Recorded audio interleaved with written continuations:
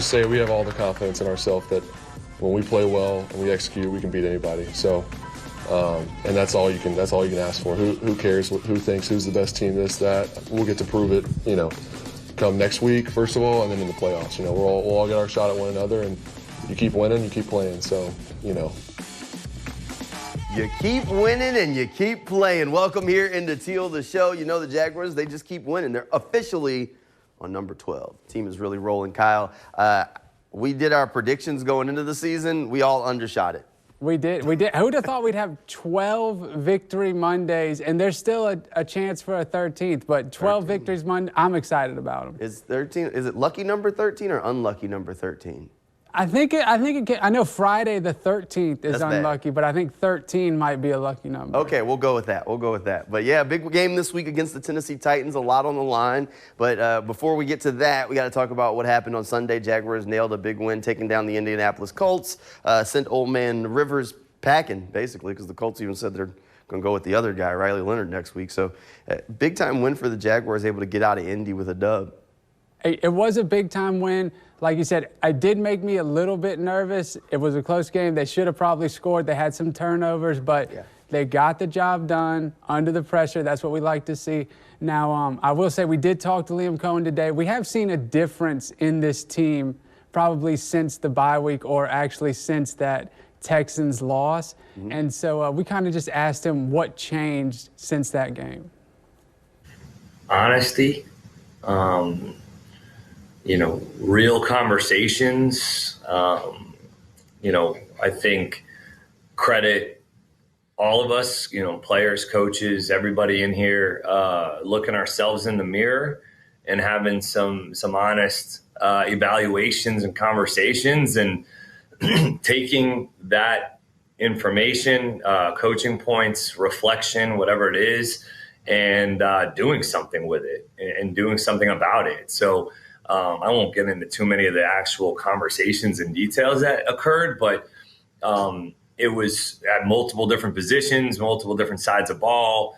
We just needed to have some honest conversations about what we really wanted this thing to look like at the end of the day, and credit this team for being honest with themselves, with each other, and coming together because of it. I mean, so many times we learn and grow in life through hard stuff. Hard things, hard times.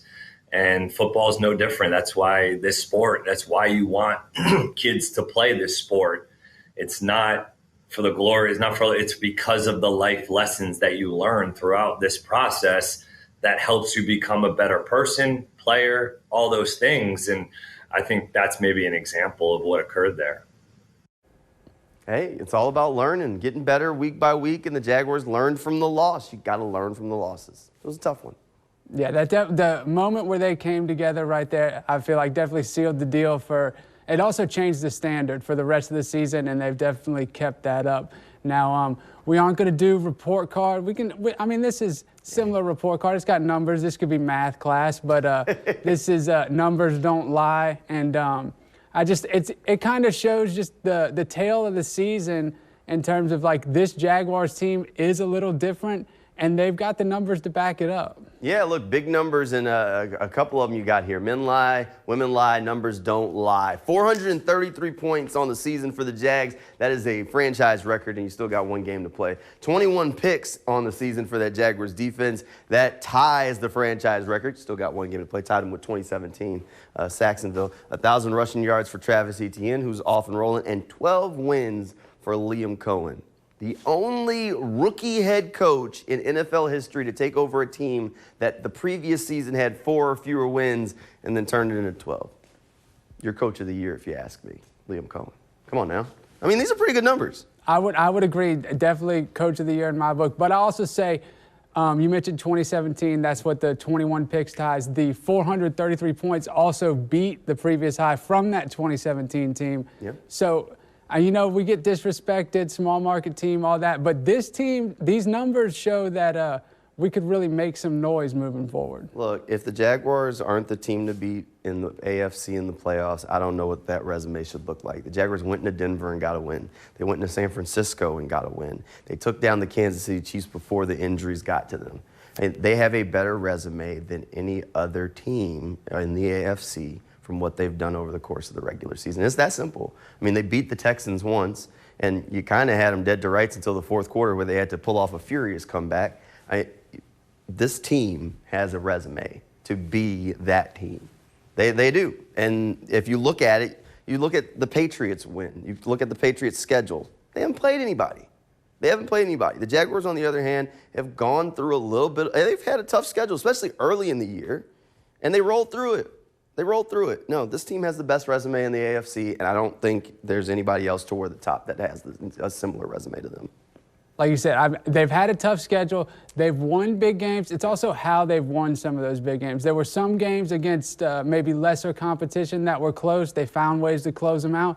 They also had big games against teams that we thought were better than them, that they ended up proving that they were actually a lot better than. So they basically run and clock the Chargers, who are going to be going in the playoffs. They did.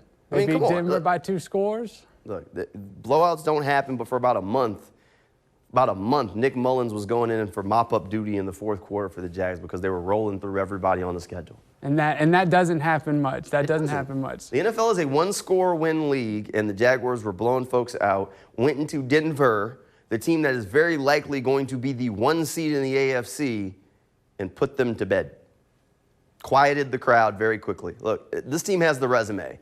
They have the resume. Now, what does that mean in the postseason? Not a whole lot. Once you get a ticket to the dance, you got to do it. Jaguars still got 1 week left in the regular season.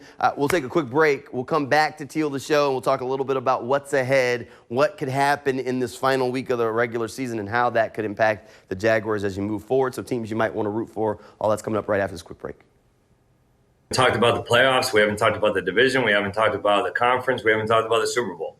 We're talking about going 1-0 each week. Well, they haven't talked about it, but everybody else is talking about it. Look, they want to go 1-0 each week, and that is great, and it is working. But there's a lot on the horizon. They have earned a playoff spot. And you got a chance to lock up a home playoff game this week, right? Hey, keep the main thing. All those ops keep coming. That's what they've talked about all year, and going 1-0 has definitely worked out for them. So if they can continue to go 1-0, we know what that means. So be where your feet are. They say that all the time. Okay, so this week, what can they do? If they take care of business against the Titans at home, at the bank, AFC South champions, which locks you in as a division title, which means it's a hat and T-shirt game, right? And it locks up a home playoff game, not just a playoff game, but a home playoff game in wild card weekend. So that's a big opportunity, and it's a chance to send the Titans into the offseason with 1 more L. So I don't know if you need much more than that, right? No, I mean, it'd be nice to send the Titans with another L. Also, that would mean that we swept them, meaning that we sweep both the Colts and the Titans. We don't do that very often. I tell you that all the time. I think you might have called us sweeping them both this season, but that would be impressive in terms of, getting through the AFC South. Probably should have swept all 3, but I won't get back into that. And that would get you to 13 wins on the season, which would be the second most in franchise history. So now that would if everything stays as people kind of expect it to stay, the Jaguars would be the 3 seed, which is good. Not great, but good. Right? Now, perfect world, you rise up those rankings a little bit. It's not closed door that they could be the 1 seed. We've talked about it a little bit here. They really need some help. Somebody's got to knock off the Broncos, and somebody would have to knock off the Patriots. So this week, the Broncos are playing the Chargers. Bad news is they've already announced that Justin Herbert won't play on Sunday. So in Trey Lance, the Jaguars trust if somehow he can revitalize his career and knock off Denver. On the other hand, the Patriots are playing a Miami Dolphins team that has absolutely nothing to play for, but they have been rolling. They've won 5 of their last 7 games, and maybe they want to wrap up their season with 1 last win. So if Miami could knock off New England, then the Jaguars would rise to the 2 seed, skipping them and keeping it so they wouldn't have to leave unless they had to go to Denver. So those are in the 4 o'clock window. The Jaguars are playing Sunday at 1 o'clock. So are the Houston Texans. If the Houston Texans lose, technically the Jaguars doesn't matter. But Jaguars win, they're in, and they get the division title. But those 4 o'clock games, you're going to have to watch those pretty closely. Can the Miami team help out a Florida friend just a little bit? Hey, there's a little Florida family connection there, so that would be nice.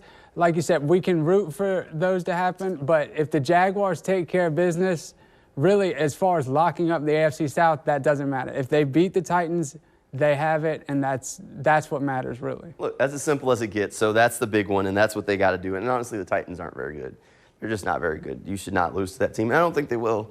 And you want to go into the playoffs riding a little bit of momentum. So we'll be keeping an eye on all of that. Can the Jaguars take care of business against the Titans? That would lock you up AFC South Championship. And then we'll, all hate watch together as to see whether it happens with Denver and New England in that 4 o'clock window, because that will impact where the Jaguars go in the postseason. Hey, look, it don't matter. Home, away, we got you covered right here on Channel 4. We'll have plenty of coverage coming your way all the way through, hopefully a long postseason run. And don't forget, they can join us at the tailgate. We'll be out there for the Titans game. So come on down to the slab.